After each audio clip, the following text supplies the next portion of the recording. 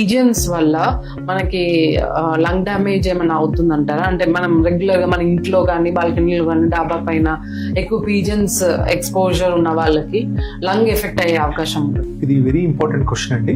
చాలా మంది మనం తెలియకుండానే పీజియన్స్ దగ్గరికి వెళ్ళటం కానీ, పీజియన్స్ రెగ్యులర్ గా ఫీడ్ చేయడం కానీ, ఆర్ పీజియన్స్ కానీ పారాకీట్స్ కానీ ఇంట్లో పెంచుకోవడం కానీ చేస్తూ ఉంటాం.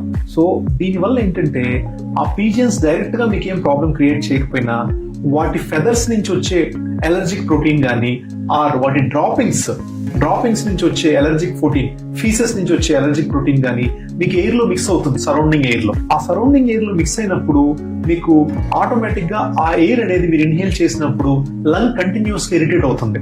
అది over a period of months కానీ over a period of years జరిగినప్పుడు, ఒక రోజు 2 రోజులకి ఏం కాదండి, over a period of months కానీ ఇయర్స్ జరిగినప్పుడు లంగ్ అనేది will go into a state of interstitial lung disease, ILD అంటాం. దాని పేరు వచ్చేసి హైపర్ సెన్సిటివిటీ న్యూమోనైటిస్, HSP అంటాం.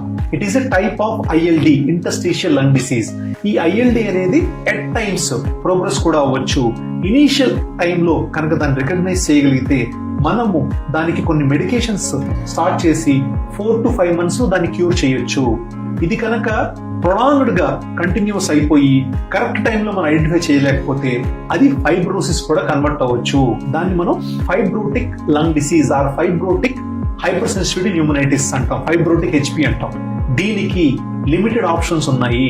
ట్రీట్మెంట్ అనేది వెరీ మినిమల్ గా ఉంది. కొంతమంది పేషెంట్స్ లో ఈ ఫైబ్రోటిక్ హైపర్ సెన్సిటివ్ న్యూమోనైటిస్ వల్ల లంగ్ ట్రాన్స్ప్లాంటేషన్ కూడా చేయాల్సి వస్తుంది. అంటే లంగ్స్ తీసేసి కొత్తవి పెట్టాల్సి వస్తుంది. సో అంత డేంజర్ అయ్యే అవకాశం ఉంటుంది. So better not to expose your selfs to pigeons, pets or parakeets regularly.